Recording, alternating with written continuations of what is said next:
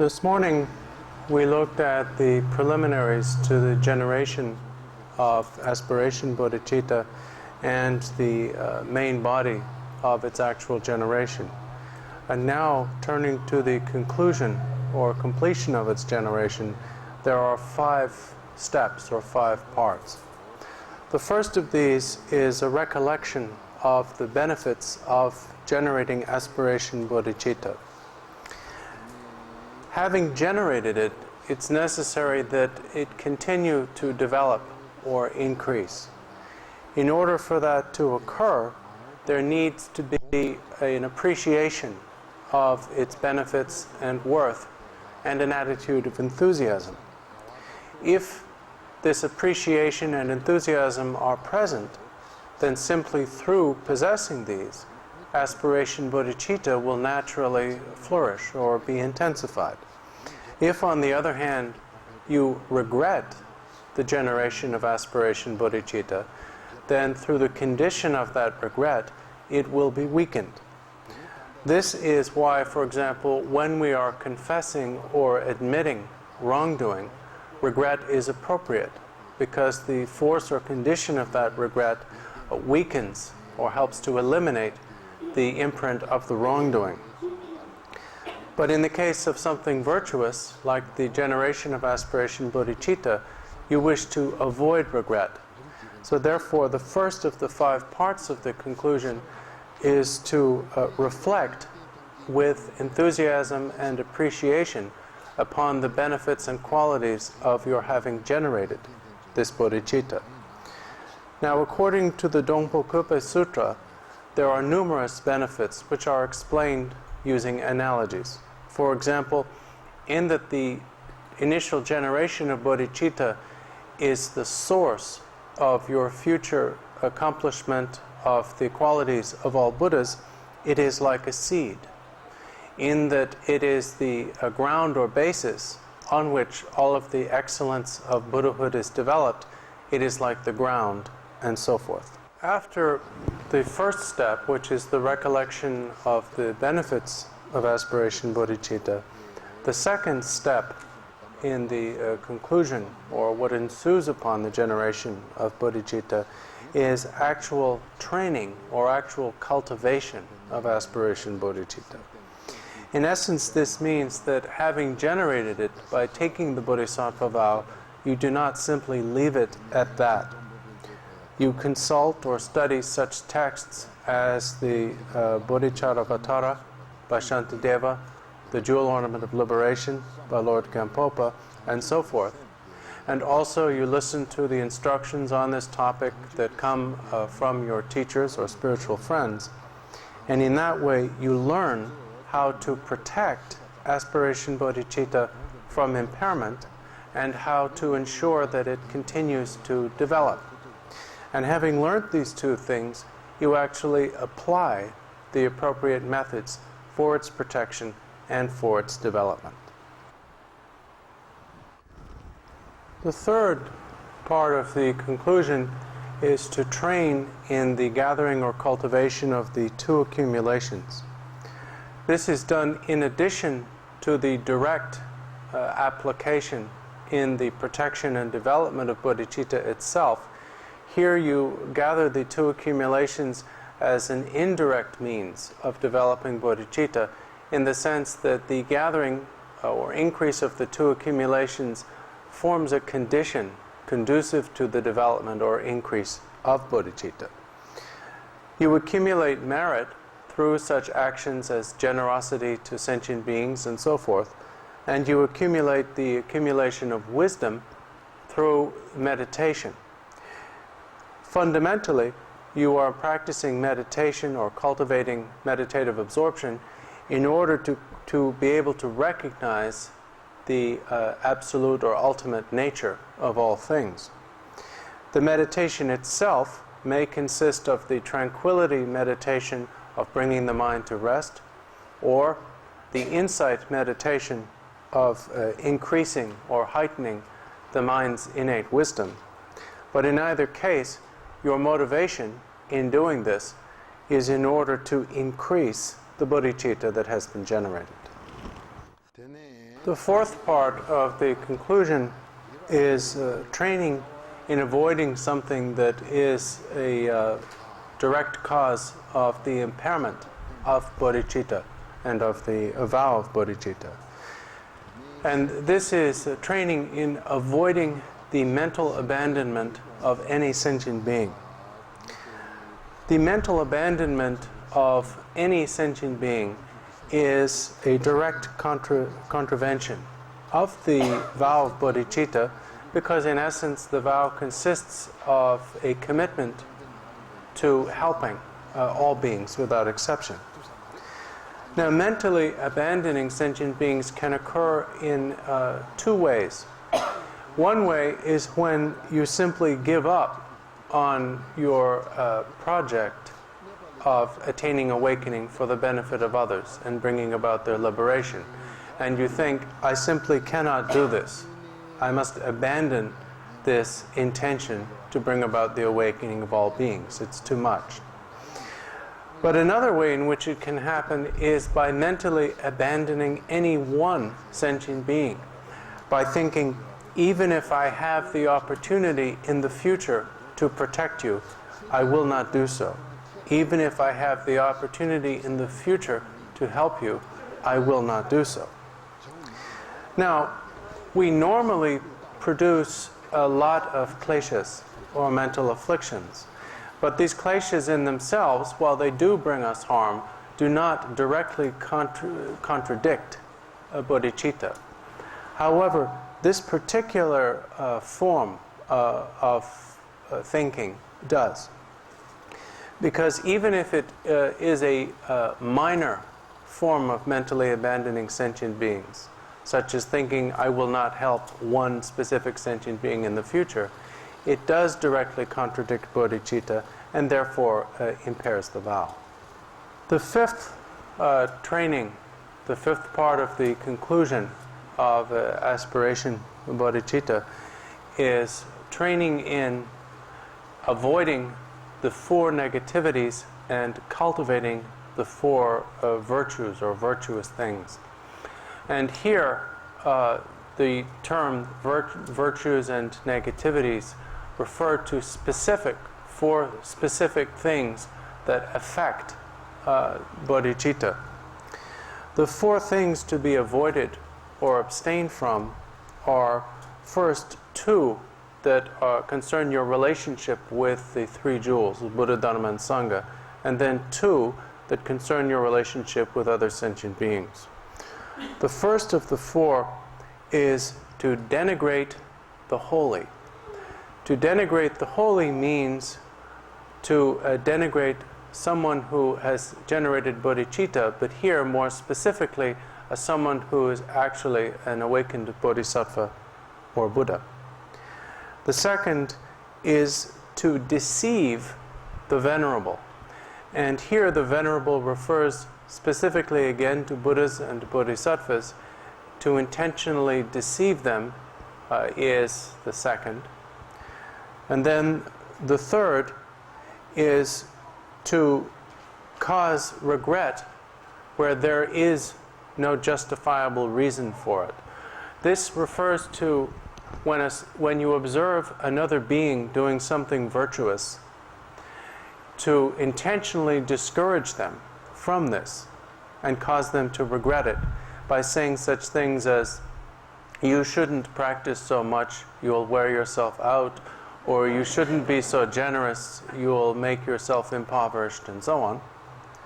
And then the fourth is to deceive sentient beings. The second was to deceive the Venerable. The fourth is to deceive sentient beings in general. Now, if you consider these, in fact, these four negativities are all, in one way or another, variations of mentally abandoning sentient beings. So if you properly avoid mentally abandoning any one or more sentient beings, you will be avoiding these as well. The four virtuous things, which are the opposite of these, are their obvious opposites, always telling the truth and so forth. And again, by performing these, you will also protect yourself from mentally abandoning sentient beings. So that completes the presentation in our text of the preliminaries, the main body, and the conclusion of the generation of aspiration Bodhicitta. The next topic is the generation of implementation Bodhicitta. And fundamentally, this consists of undertaking the vow I will actually set about achieving what I have aspired to. Before we go into the details of this, however, it may be helpful for you to know something about the relationship between the vows of aspiration and implementation Bodhicitta as they were presented in India. In India, there arose two major traditions of the Bodhisattva vow. The historically earlier of the two is called the lineage or tradition of the profound view. The historically later one is called the lineage or tradition of extensive deeds. Now, their basic view of bodhicitta and so forth is the same. There is no real contradiction between them. However, their procedures in the administering of the vow vary a bit. The first of these two traditions, that of the profound view, is the lineage which comes from Arya Nagarjuna.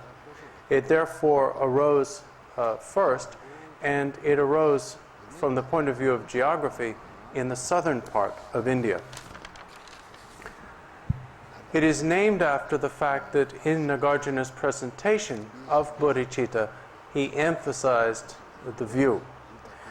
Now, what characterizes this tradition in terms of the giving of the vow is that while this tradition recognizes that aspiration and implementation bodhicitta are distinct from one another, nevertheless, the vows of aspiration and implementation bodhicitta are given at the same time in one ceremony. First, you generate aspiration bodhicitta, and then implementation bodhicitta.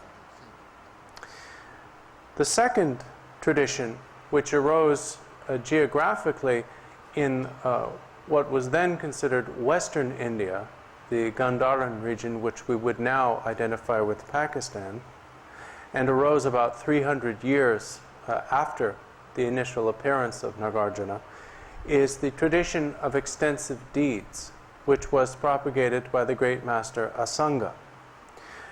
According to this tradition, the two vows of aspiration and implementation bodhicitta are given separately, as separate ceremonies. Now, both of these traditions were transmitted to and maintained in Tibet. The reason why I have to mention both is that in presenting the generation of aspiration and implementation bodhicitta, our text essentially follows the format of the later tradition of extensive deeds. However, tomorrow afternoon, when I present the Bodhisattva vow, I will be doing so using the liturgy of Shantideva, which is primarily based on the lineage of profound view, and therefore presents the vows of aspiration and implementation bodhicitta together. The first issue to be discussed with regard to the vow of implementation bodhicitta is who may take the vow. And as Atisha presents it in our text, which, as I mentioned, is based in this context primarily upon the lineage of extensive deeds, the person must possess one or another variety of the vows of individual liberation, either the vow of a lay person, of a novice, or of a fully ordained monastic. And Atisha explains this because he is primarily following the tradition of extensive deeds, in which this is a requirement or prerequisite for taking the implementation bodhicitta vow. Tomorrow, the Bodhisattva vow which I will be offering is primarily drawn from the lineage or tradition of profound view. The requirements for taking it are simply that the person wishes sincerely to take the Bodhisattva vow, and they have faith in it or devotion for it. They may or may not possess the individual liberation vows of a lay disciple or monastic, but they can still take the vow, whether or not they possess those other vows, and will authentically receive it. Now, there is no real contradiction. While the one tradition seems much more restrictive than the other, ultimately they are in agreement, because through taking the Bodhisattva vow, you will eventually cultivate a degree of moral discipline that is the same in either case, but immediately, in terms of when you take it, the tradition of profound view is less restrictive. The second topic is, from who do you receive the Bodhisattva vow of implementation? It must be received from someone who upholds the lineage of that vow, which is to say, who has properly received the vow, him or herself, and who has kept the vow properly as well. So it is to be received from such a teacher or such a member of the Mahayana Sangha. The third question is, how is the vow actually taken or transmitted? And there are two answers to this, depending upon whether the vow is taken from a teacher, a preceptor, or not. Now, in spite of the preceding statement that it must be taken from a preceptor or teacher who holds the vow, whether or not this is the case depends upon a certain condition or requirement. Regardless of how distant the teacher from whom you wish to take the Bodhisattva vow is, if you can travel to where they are without obstacle to your life or to your Dharma or morality, you must take it from a living teacher. If, on the other hand, regardless how little physical distance there may be between where you live and where your teacher lives, if in order to travel there and receive the vow from them, you would be placing either your life or your morality at risk, you are not required to take it from a teacher. Now, this is also put in exactly the same way in Lord Gampopa's Jewel Ornament of Liberation and other texts. So therefore, how the vow is taken depends upon whether it is taken from a preceptor or not. If it is taken from a preceptor, then it is taken in the elaborate way of first the preparation, then the main body of taking the vow of implementation bodhicitta, and the conclusion, which would include a detailed explanation by the teacher of the training or commitments of the implementation bodhicitta vow, the disciples undertaking to keep them and train in them.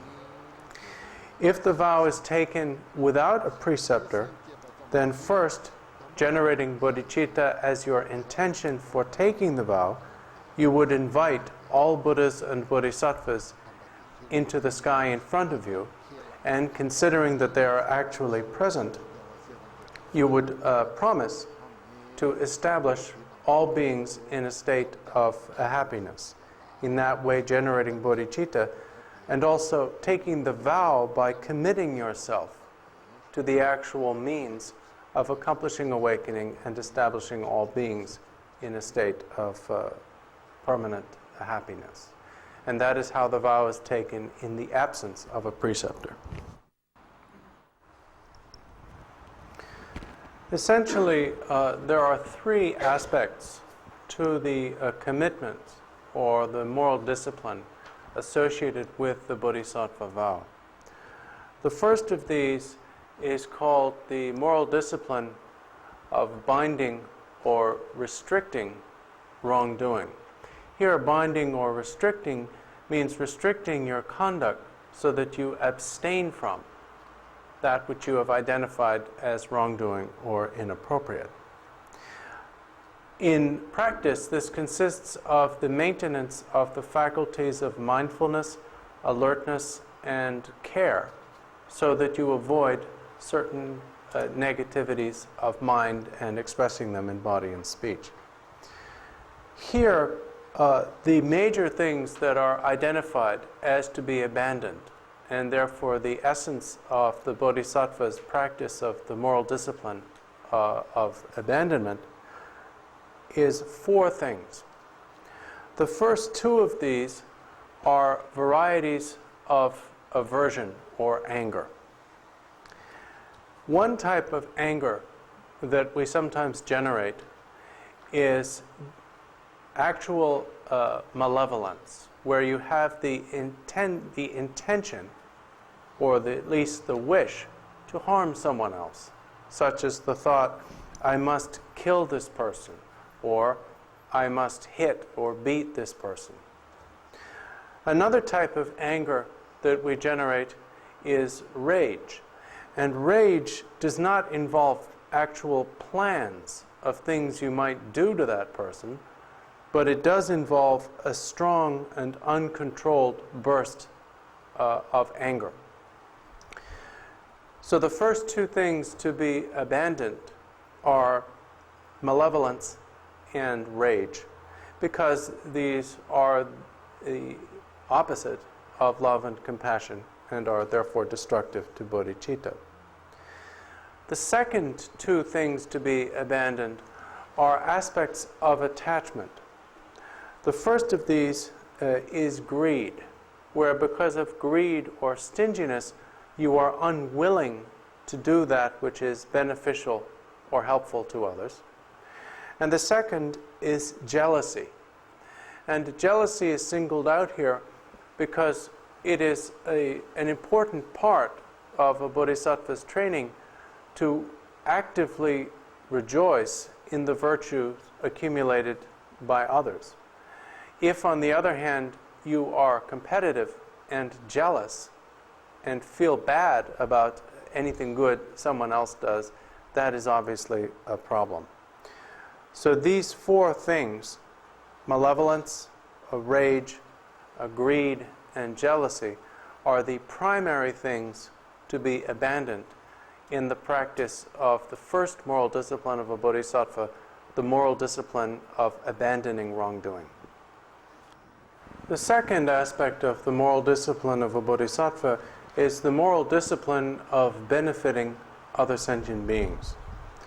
And this is based upon the fact that, in essence, what you have committed yourself to by generating bodhicitta and taking the vow of bodhicitta is benefiting others in all ways possible. So, having taken that vow, you must actually benefit beings, and you must do so enthusiastically. In essence, this aspect of moral discipline is the maintenance and development of the enthusiastic involvement in actually benefiting others. And it consists also of never regretting when you have succeeded in benefiting others. Being willing to benefit others, whether you can only benefit a few or benefit many, whether it is easy to do or involves great austerity, and being glad that you have done it afterwards and not regretting it. The third aspect of the moral discipline of a bodhisattva is the moral discipline of collecting or increasing virtuous dharmas or virtues. And this means that a bodhisattva actively engages in all possible manners of virtue with body, with speech, and with mind through a proper motivation. Proper motivation here means that you are not engaged in virtuous behavior or virtuous practices simply because it is customary, nor are you doing it solely for your own benefit, but you are doing it, as you have promised, for the benefit of all beings. This aspect of moral discipline consists of consciously adopting the conduct or manners of behavior of holy individuals in a genuine way, and abstaining from following the negative example of those who behave inappropriately again with the motivation that was just mentioned. In that way, the moral discipline of a bodhisattva has three aspects. The first aspect is the aspect of abstention from wrongdoing. What can be enumerated, but was here enumerated, what can be enumerated as the second, but was here enumerated as the third aspect, is the aspect of engaging in the practice of virtue. And the last aspect, which was here given second, is the fact that all of the virtue you do is done for the benefit of others. In the case of any of these three aspects of moral discipline, that of abstention, that of virtue, and that of benefiting beings, it is not the case that the commitment to these is a commitment to practicing or developing these to perfection from the very beginning. With all three, it is intended that from the beginning of your training, you practice those aspects of any and all of the three that you can, and then gradually develop them from there. Of course, if you can perfect these at any point, that is great. But it is not the case that it's all or nothing, that you have to perform them perfectly from the beginning, or there is no benefit in performing them at all. With regard to the training of your mind and the behavior of your body and speech, you do what you can and gradually try to improve and expand from there. I'm going to stop there for this afternoon.